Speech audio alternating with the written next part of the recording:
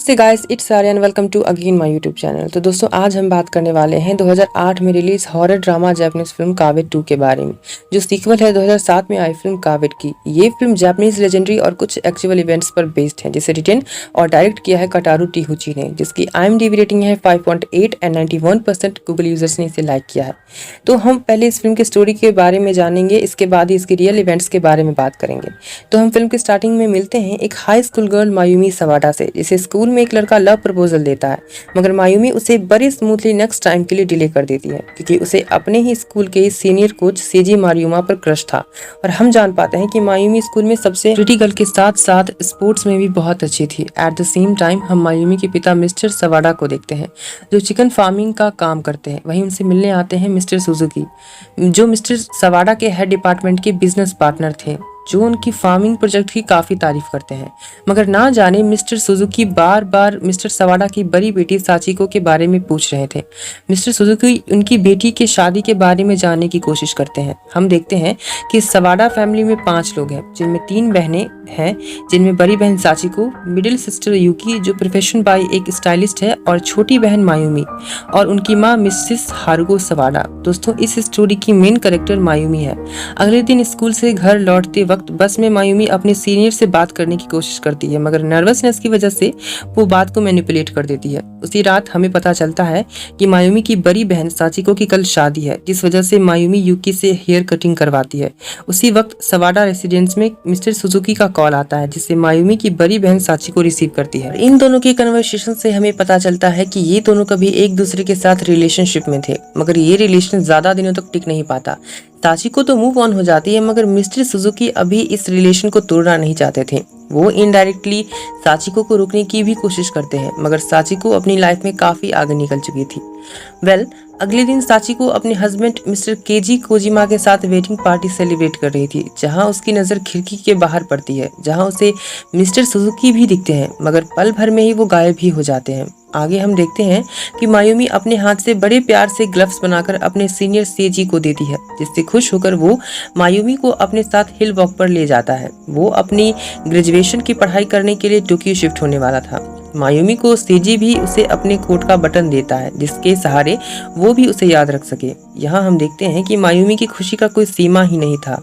उसे लगता था कि मिस्टर सेजी भी उसे प्यार करते हैं।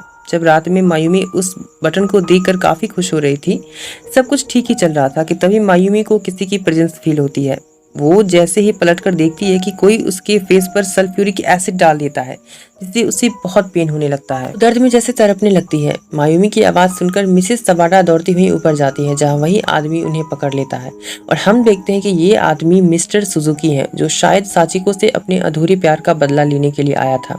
मतलब ये आदमी साचिको के शादी कर लेने से इतना माइंडलेस हो चुका था कि डायरेक्ट उससे बदला लेने की इंटेंशन से उस पर एसिड फेंक कर मारने की कोशिश करता है, मगर अनफॉर्चुनेटली वहाँ साचिको की जगह मायूमी होती है, जिससे ये दर्द सहना पड़ता है। इतना ही नहीं, वो साचिको की वहाँ ना मिलने से मिसेस सवाडा के फेस पर चाकू से स्क्रैच भी करता है, जिससे मिसेस सवाडा सेंसलेस होने लगती है। वो जैसे ही उन्हें मारने की कोशिश करता है कि तभी मिस्टर सवाडा अपने गन से उसे रोकने की कोशिश करता है, मगर इससे वो नहीं रुकता। वो मिसेस सवाडा के मुंह में चाकू स्टैब करके मार देता है, जिसे देख मिस्टर सवाडा भी उस पर गोली चला देते हैं, जिससे फाइनली उन दोनों की वही मौत हो जाती है। इस पागल की वजह से सवाडा फैमिली की पूरी खुशियां ही उजड़ जाती है। उधर पूरे शहर में ये रूमर्स फैल जाता है कि मिस्टर सवाडा की वाइफ का अफेयर साचिको के एक्स बॉयफ्रेंड के साथ था, जिस वजह से मिस्टर सवाडा फ्रस्ट्रेटेड होकर उन दोनों को मार दिया। इन अनक्लैरिफाइड रिलेशन के बारे में सुनकर साचिको का हस्बैंड उससे अलग हो जाता है। नेक्स्ट सीन में हम देख पाते हैं कि मिस्टर सुजुकी ने जिस एसिड का यूज किया था वो काफी हार्मफुल था, जिस कारण सर्जरी मायूमी के लाइफ को खतरे में डाल सकता है। इसलिए अब उसे पूरी जिंदगी ऐसे ही बितानी पड़ेगी। सच में मायूमी के लिए इतना दर्द काफी था, क्योंकि उसके तमाम अरमानों के साथ साथ उसकी लाइफ भी डिस्ट्रॉय हो चुकी थी। नेक्स्ट सीन में मायूमी को कैप्टन कोच का फोन आता है।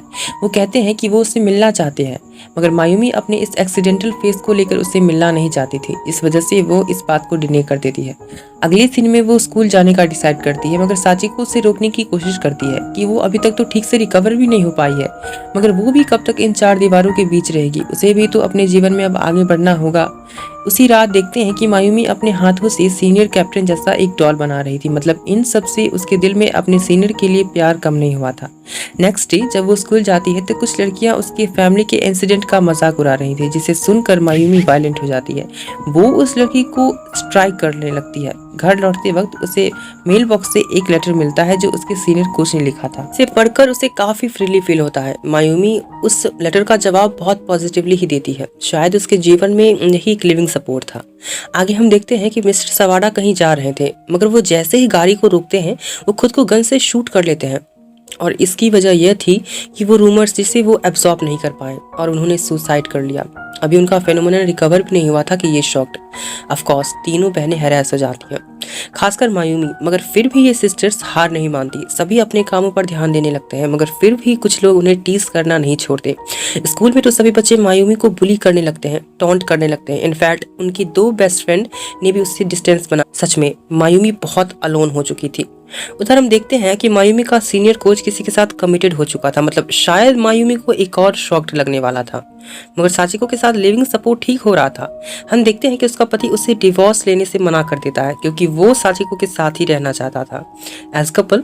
नेक्स्ट मॉर्निंग एक न्यूज टेलीकास्ट हो रही थी जहां किसी रेड कोट वाली औरत ने 2 हाई स्कूल लड़कियों का खून किया है, और हम पाते हैं कि ये 2 और कोई नहीं बल्कि मायूमी की बेस्ट फ्रेंड्स है। नेक्स्ट सीन में उनके फ्यूनरल में मिलने आते हैं मायूमी के सीनियर कोच सेजी। मायूमी को उसे देख थोड़ा रेस्ट फील होता है और वो अगले ही दिन उससे मिलने जाती है। शायद आज वो अपनी लव प्रपोजल को कन्फ्रंट करने वाली थी। वह जाती भी है, मगर सेजी का तो कुछ और ही बयान सामने आता है। वो कहता है कि उसने कभी मायूमी को क्रश के थॉट में देखा ही नहीं, वो तो हमेशा उसको एक छोटी बहन के रूप में देखता है। तो मायूमी शॉक्ड होकर पूछती है कि वो मेरे इस हादसे की वजह से ऐसा कह रहा है। फिर भी सेजी उससे कहता है कि उसकी स्माइल अभी भी बहुत सुंदर है। मगर जैसे ही वो अपना मार्क्स उतारती है और पूछती है कि क्या मैं सुंदर हूँ, मगर इस बार सेजी के पास कोई जवाब नहीं था। हम आगे देखते हैं कि मायूमी एक डैगर को धो रही थी जिसमें बहुत सारा ब्लड लगा हुआ था। एंड यहाँ दोस्तों रिवील होता है इस स्टोरी का मेन प्लॉट। मायूमी जिस खून को धो रही थी वो उसके ही क्रश सेजी का था, जिसे मायूमी ने बड़े ब्रूटली मार दिया था। इतना ही नहीं, उसने अपनी 2 फ्रेंड्स का मर्डर इसी से किया था, और वो रेड कोट वाली औरत और कोई नहीं बल्कि मायूमी ही है। मगर वो अपने ही लोगों को क्यों मार रही है? इसका जवाब हमें मिलता है कि वो अपने साथ हुए इंसिडेंट को भुला ही नहीं पाई थी। उस एक्सीडेंट की वजह से उसका पर्सनल लाइफ तो डिस्ट्रॉय हो ही चुका था, साथ ही उसके जो अपने थे वो सभी एक एक करके उससे दूर होते गए। उसके जीवन को रिकवर करने के लिए एक सेजी ही बचा था, मगर वो भी उससे मुंह फेर लेता है। मायूमी इतना सब जल्दी अब्सॉर्ब नहीं कर पाई और बन गई एक साइको किलर जिसने अपनों का ही खून किया। अगले सीन में यूकी को उसकी मैनेजर उसके सैलून की ऑपरेटर यूकी को बनाना चाहती थी। मतलब इनडायरेक्टली उसका प्रमोशन होने वाला था। तभी उसकी नज़र टीवी टेलीकास्ट पर जाती है जहां उसे सेजी की मिसिंग रिपोर्ट के बारे में पता चलता है। यूकी को थोड़ा स्ट्रेंज फील होता है, मगर वो इतना डिनोट नहीं करती। नेक्स्ट सीन में मायूमी से मिलने आते हैं एक ऑफिसर जो सेजी की मिसिंग के बारे में पूछते हैं, मगर वो साफ साफ इनकार कर देती है कि वो उससे कभी मिली ही नहीं।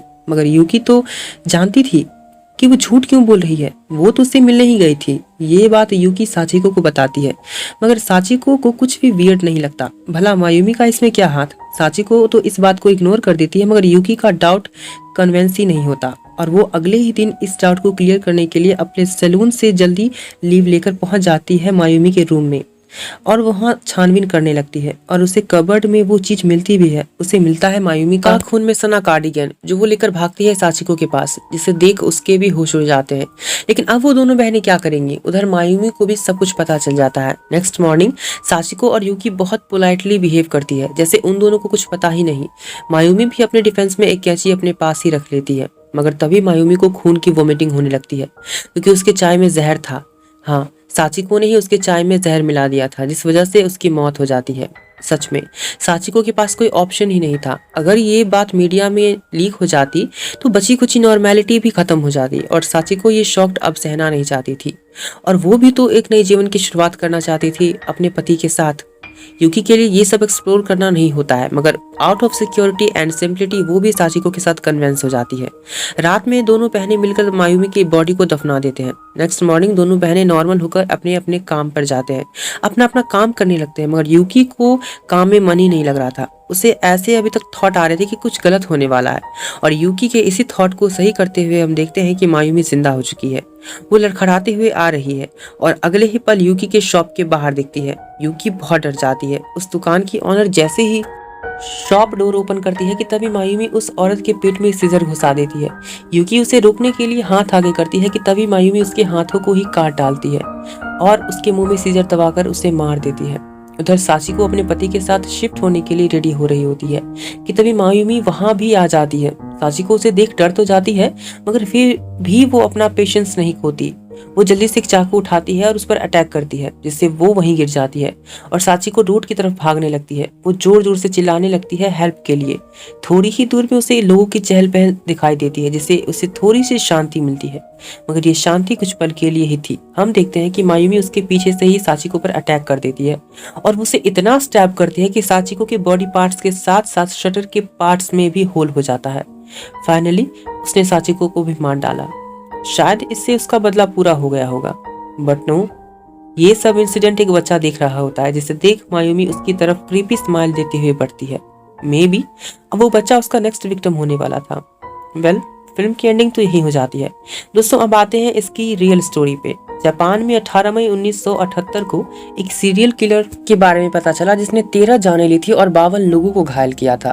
पुलिस को सबूतों के लिंक के आधार पर 2 हाई स्कूल लड़कियों की लाशें भी मिलती हैं और योशीजावा सैलून ने मायूमी सवाडा को सस्पेक्ट आइडेंटिफाइड कर दिया था और पुलिस के डिस्कवर्ड करने पर सवाडा रेसिडेंस से चाकू और लार्ज क्वांटिटी में ब्लड मिला था। चाकू पर प्रिंट तो साचिको सवाडा का मैच हुआ था, मगर ब्लड मायूमी सवाडा से मैच हो रहा था। बट एडवांस डीएनए टेस्टिंग की कमी से केस कोई भी कंक्लूसिव लिंक तक नहीं पहुंच पाया और ये केस अनसॉल्व्ड ही रह गया। एंड सेजी मारियोमा की बॉडी कहाँ गई ये भी किसी को पता नहीं चला और मायूमी सवाडा कहाँ गई इसके बारे में भी किसी को कुछ पता नहीं चला।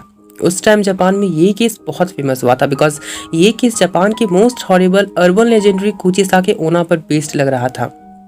वेल, मुझे तो फिल्म काफी अच्छी लगी एंड रिवेंज प्लॉट तो ऑफ कोर्स अनएक्सेप्टेबल है। फिलहाल इस वीडियो में इतना ही, मिलते हैं एक न्यू वीडियो में, तब तक के लिए give me now permission and